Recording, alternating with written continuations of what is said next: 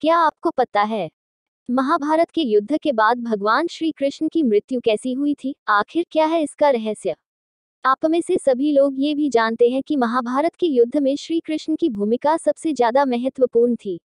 लेकिन क्या आपने कभी सोचा है कि भगवान श्री कृष्ण की मृत्यु युद्ध के बाद कैसे हुई? दरअसल इस बात से लोग अब तक अनजान हैं कि युद्ध के बाद श्री कृष्ण की मृत्यु कब और कैसे हुई।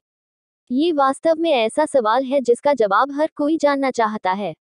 तो आइए जानते हैं भगवान श्री कृष्ण की मृत्यु से जुड़े कुछ रहस्यों के बारे में। श्री कृष्ण के जन्म से जुड़ी बातें। पौराणिक मान्यताओं के अनुसार भगवान कृष्ण का जन्म 3112 ईसा पूर्व में हुआ था। वैसे ऐसा माना जाता है कि श्री कृष्ण का जन्म मथुरा में हुआ था, लेकिन उनके बचपन की लीलाएं गोकुल, वृंदावन, नंदगांव और बरसाना में हुई।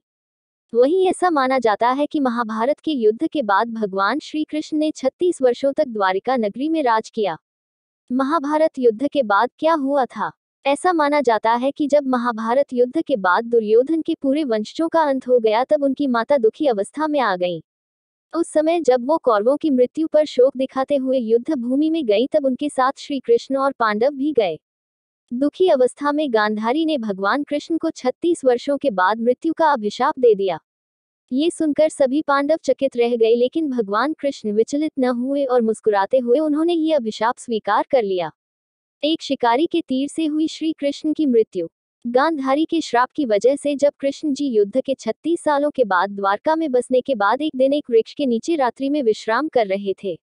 उस समय उनके पैर में लगी हुई मणि तेजी से चमक रही थी।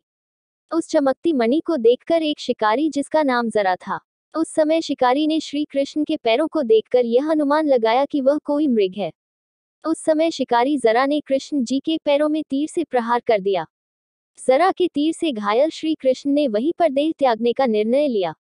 इस प्रकार युद्ध के समाप्त होने के 36 साल बाद, यानी जब श्री कृष्ण की आयु लगभग 125 साल थी, उस समय प्रभु श्री कृष्ण ने अपनी देह त्याग दी और वापस स्वर्ग लोक को चले गए।